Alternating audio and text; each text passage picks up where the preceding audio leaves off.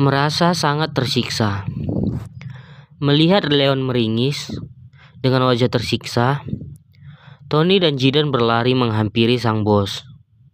"Bos terluka, ayo kita pergi dari sini." Jidan ingin menggotong tubuh Leon. Ia berpikir Leon meringis karena luka di tangan. Ia tidak tahu Leon meringis dengan wajah tersiksa karena hal yang lain. "Baiklah, serahkan sama polisi Pak Wardana. Pergilah ke rumah sakit," ucap seorang polisi intel berpakaian preman. Ia orang yang dikenal Leon di bagian kepolisian. "Ah, sial."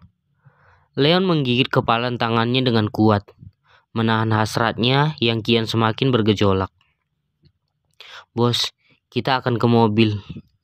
Biarkan saya yang akan mengeluarkan pelurunya. Itu akan lebih baik." Jidan dan Tony tidak tahu kalau Leon meringis bukan karena luka tembak di tangan, melainkan karena efek obat yang ia minum tadi. Jovita hanya diam melihat wajah Leon yang semakin tersiksa. Ia masih mencoba bertahan sekuat tenaga. Ia tidak memberitahukan Jidan dan Tony tentang apa yang sudah terjadi padanya. Jika Leon memberitahukan, mungkin Jidan akan mencari solusi. Namun, Leon selalu menempatkan harga diri di atas segalanya. Leon tidak memberitahukannya tentang obat perangsang yang ia minum. "Mungkin, jika aku tadi yang meminum itu, mungkin aku sudah melepaskan pakaianku dan bertingkah gila, lalu memaksa siapa saja untuk melakukannya." Jovita membatin. Ia memahami perasaan tersiksa yang dirasakan Leon, tetapi ia enggan untuk menawarkan tubuhnya, walau ia tahu semua itu gara-gara menyelamatkan hidupnya. "Baiklah, lakukan di mobil saja." Leon mau dibawa ke dalam mobil. Ia berpikir jika Jidan mengeluarkan peluru dari luka, mungkin rasa sakit itu akan lebih dominan, dan pikirannya akan teralih ke rasa sakit dari luka. Setelah sampai dalam mobil, Jidan mengikat lengan Leon dengan kain dan membakar ujung sebuah pisau tajam dan membakar sebuah penjepit. Lalu ia melakukan operasi darurat ala tentara perang pada Leon. Ia mengeluarkan peluru dari lengan Leon. Jovita yang duduk di jok belakang mobil hanya bisa menutup mata melihat Jidan membedah luka tembak di lengan Leon. Lelaki tampan itu melakukannya dengan siap, yakin dan tenang. Jidan terlihat sangat berpengalaman saat melakukannya, seakan-akan ia seorang dokter tentara. Leon tidak meringis ataupun mengeluh saat Jidan melakukannya. Kain yang diberikan Tony untuk ia gigit. Ia tidak menggigitnya, tetapi ia merapatkan kedua kakinya, menahannya dengan kuat, mencoba mengalihkan pikiran alam sadarnya ke arah luka. Ia meminum banyak air, berharap efek obat itu hilang. Namun yang terjadi, ia merasakan aliran darahnya mengalir lebih keras ke bagian vitalnya. "Oh sial, aku tidak tahan lagi," ujar Leon keluar dari mobil. Ia merapatkan tubuhnya ke bodi samping mobil, lalu mencakar kuat badan mobil. Mereka bertiga seketika diam dengan mata melongo menatap Leon yang bertingkah tidak biasa. Apa yang terjadi? Mata Tony mengerjap-erjap bingung. Tweng, tweng, krik, krik. Leon bertingkah seperti singa jantan yang kelaparan, menempelkan badannya ke sisi mobil dan kedua tangannya mencakar kaca mobil. "Brengsek kamu bajingan," ucap Leon memaki penjahat yang memasukkan obat perangsang itu ke dalam minumannya. Kini ia jadi bersikap seperti orang yang kehilangan kendali. Tiba-tiba Rico menelpon. "Halo, Jidan, cepat keluar dari sana." "Kenapa?" "Bos narkoba itu melakukan perlawanan. Dia mengirim pasukannya untuk mendapatkan barang miliknya." Tony buru-buru keluar dari mobil. "Bos, kita dalam bahaya besar. Gerbong narkoba itu mengirim pasukannya." Leon menelpon teman polisinya agar segera meninggalkan lokasi. karena pasukan penjahat itu sudah memblokade jalanan keluar. "Bos, ayo kita pergi dari sini." Jidan menggendong Jovita dan Leon seperti kehilangan kendali. Tony terpaksa menyeret tangan Leon menjauh dari villa. Polisi juga meninggalkan villa mengambil jalur lain.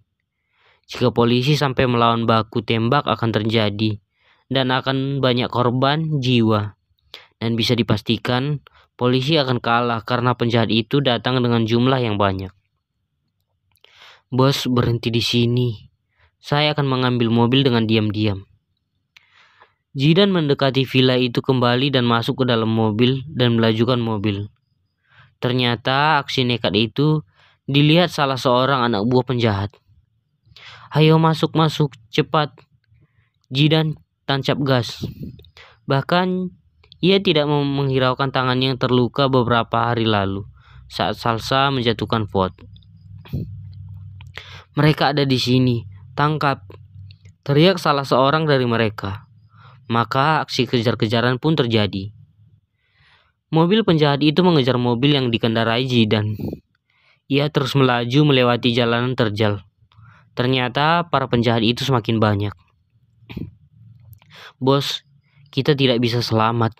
Mereka mengikuti GPS yang ada di mobil ini.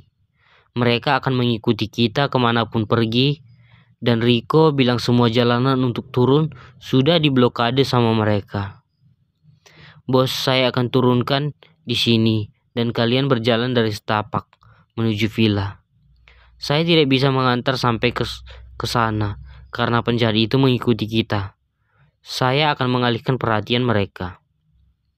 "Baiklah," Leon mengangguk. Leon dan Jovita melompat dari mobil dan untungnya jatuh di semak-semak.